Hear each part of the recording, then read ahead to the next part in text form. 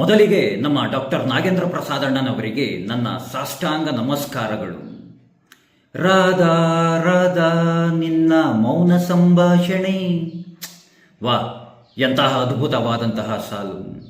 ನಾನು ಆರಾಧಿಸುವಂತಹ ಪೂಜಿಸುವಂತಹ ನನ್ನ ಶ್ರೀಕೃಷ್ಣರು ತನ್ನ ರಾಧೆಯ ದೈವಿಕ ಸೌಂದರ್ಯದ ಬಗ್ಗೆ ಹೇಗೆಲ್ಲ ವರ್ಣನೆಯನ್ನು ಮಾಡಿದರೋ ಅಷ್ಟೇ ತುಂಬ ಅದ್ಭುತವಾಗಿ ತಮ್ಮ ಸಾಹಿತ್ಯದ ಮೂಲಕ ರಾಧಾ ಮತ್ತು ಕೃಷ್ಣರ ಪ್ರೇಮದ ಸೌಂದರ್ಯವನ್ನು ತುಂಬ ಅದ್ಭುತವಾಗಿಯೇ ವರ್ಣನೆಯನ್ನು ಮಾಡಿದ್ದಾರೆ.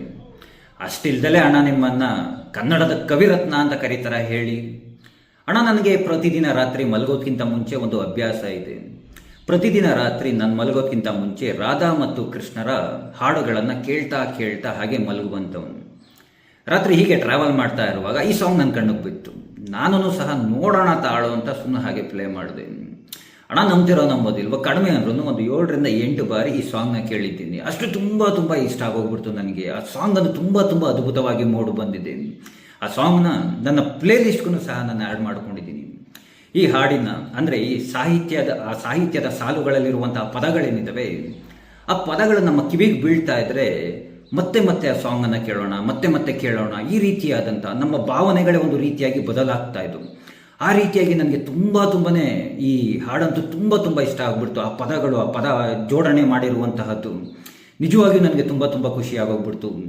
ಈ ಹಾಡಿನ ಸಂಗೀತ ಆಗಿರ್ಬೋದು, ಸಾಹಿತ್ಯ ಆಗಿರ್ಬೋದು, ಗಾಯನ ಆಗಿರ್ಬೋದು, ಎಲ್ಲವೂ ಸಹ ತುಂಬ ಚೆನ್ನಾಗೇ ಮೂಡಿ ಬಂದಿದೆ. ಆದರೆ ಎಲ್ಲೋ ಒಂದು ಕಡೆ ನನಗೆ ಲೈಟಾಗಿ ಒಂದು ಸ್ವಲ್ಪ ಅಂದರೆ ಗಾಯನದ ವಿಚಾರವಾಗಿ ಬಂದಾಗ, ಗಾಯಕರ ವಿಚಾರವಾಗಿ ಬಂದಾಗ ಎಲ್ಲೋ ಒಂದು ಕಡೆ ಸೋನು ನಿಗಮ್ ಅವ್ರನ್ನ ಮಿಸ್ ಮಾಡ್ಕೊಂಡೆ ಅನ್ನುವಂತಹ ಫೀಲು ನನಗೆ ಕೊಡ್ತಾ ಇತ್ತು. ಬೇರೆಯವ್ರಿಗೇನೋ ನನಗಂತೂ ಗೊತ್ತಿಲ್ಲ. ಅಣ್ಣ, ನೀವು ನಮ್ಮ ಕನ್ನಡ ಸಿನಿಮಾ ರಂಗಕ್ಕೆ ತುಂಬ ಅದ್ಭುತವಾದಂತಹ ಕೊಡುಗೆಗಳನ್ನು ನೀಡಿರುವಂಥವರು.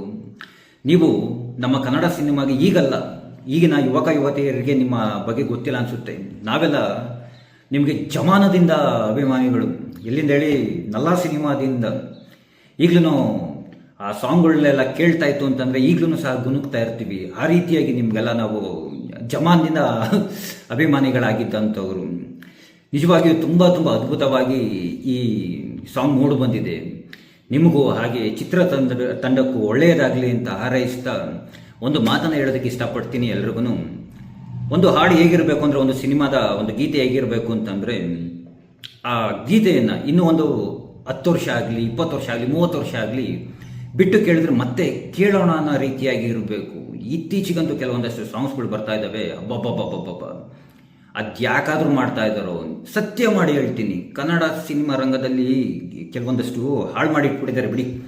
ಈಗ ಅವನ್ನೆಲ್ಲ ಮಾತನಾಡುವಂತಹ ಸಮಯ ಅಲ್ಲ ಅಂತ ಹೇಳ್ತಾ, ಕೃಷ್ಣ ಎಲ್ಲರಿಗೂ ಒಳ್ಳೆಯದು ಮಾಡಲಿ ಅಂತ ಕೇಳ್ಕೊಳ್ತಾ, ಎಲ್ಲರಿಗೂ ಧನ್ಯವಾದಗಳು. ಜೈ ಶ್ರೀಕೃಷ್ಣ.